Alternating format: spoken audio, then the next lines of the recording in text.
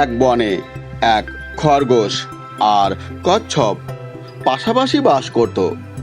দুজনের মধ্যে বেশ বন্ধুত্ব ছিল, কিন্তু মাঝে মধ্যেই তাদের মধ্যে ঝগড়াঝাটিও হতো।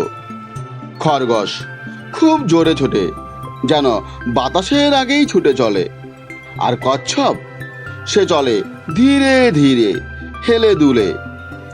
কচ্ছপের ওই হাঁটা দেখে একদিন খরগোশটি হেসে বলল, তোমার যা হাঁটার ছিরি দেখলে আমার হাসি পায়।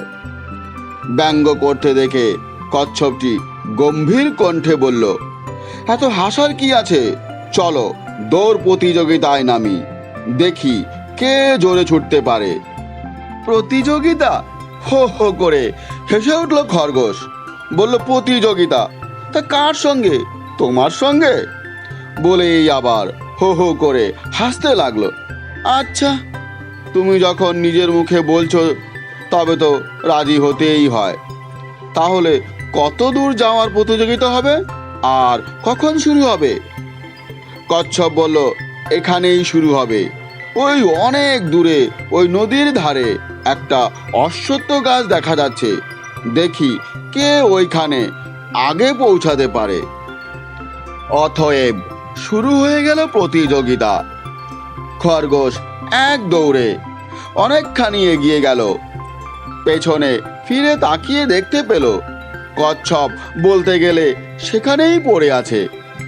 সেদিন রোদের তেজও ছিল বেশি। পাশেই গাছের নিচে একটু ছায়া দেখে খরগোশ ভাবল, একটু বিশ্রাম নিলেই ভালো হয়। এখানে পৌঁছাতে কচ্ছপের অনেক দেরি আছে, একটু বিশ্রাম নেওয়া যাক। হঠাৎ ফুরফুর করে হাওয়া বইতে লাগলো। গাছের ছায়ায় বসে মিষ্টি ফুরফুরে হাওয়ায় খরগোশ ঘুমিয়ে গেল। খরগোশ কখন যে ঘুমিয়ে পড়ল তা নিজেই জানতে পারল না। এদিকে কচ্ছপ কিন্তু একটানা হেঁটেই চলেছিল। তেজি রোদ গ্রাহ্য না করে সে হেঁটেই চলল।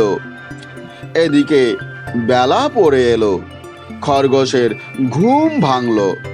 সে তখন আশেপাশে তাকিয়ে কচ্ছপকে দেখতে না পেয়ে সেই অশ্বত্থ গাছটার দিকে ছুটতে লাগলো। সেখানে পৌঁছে হাঁপাতে হাঁপাতে খরগোশ দেখলো তার আগেই সেখানে কচ্ছপ পৌঁছে গিয়ে বিশ্রাম করছে। এই গল্পটি আমাদের শিক্ষা দেয় যে ধীর ও স্থির ব্যক্তিরাই প্রতিযোগিতায় জয়লাভ করে। তাই কখনোই কাউকে ব্যঙ্গ করা বা বিদ্রূপ করা উচিত নয়।